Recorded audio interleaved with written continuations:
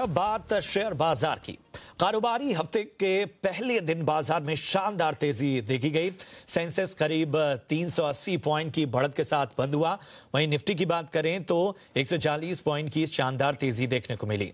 बाजार बंद होने तक सेंसेक्स 37,054 पर बंद हुआ। वहीं निफ्टी 11,170 के पार बंद हुआ। बाजार के दिन भर के हाल के लिए चलते हैं हमारे सहयोगी रजत के पास। रजत, तेजी नजर आई पहले ही दिन?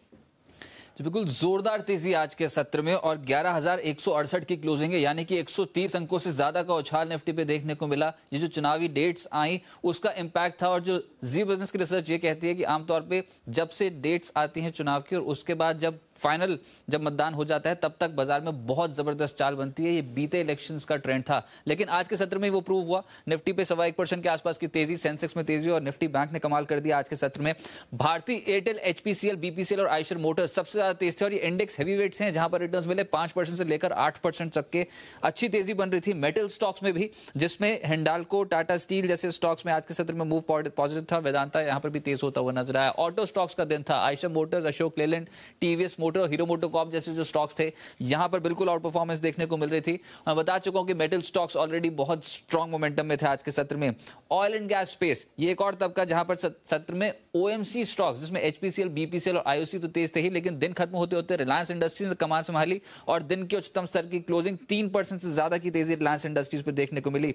इसके अलावा सरकारी शेयर्स चाहे वो पीएसयू इंडेक्स का हिस्सा हो जैसे कि पावर ग्रिड, बीएचईएल, बीईएल और कोल इंडिया, यहां पर तेजी थी।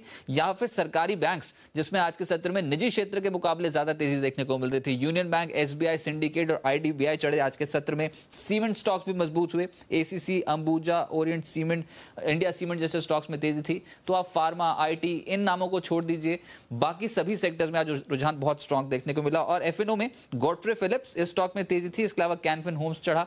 इन्फीबीम में तेजी देखने को मिली। तो कैश में वेंकीज, यहां पर अवंती फीड्स और वेंकीज दोनों स्टॉक्स में आज बहुत स्ट्रांग मोमेंटम बनता हुआ नजर आया। बहुत बहुत शुक्रिया करेंगे रजत आपका, बाजार की हर हलचल से हमारे दर्शकों को रूबरू कराने के लिए।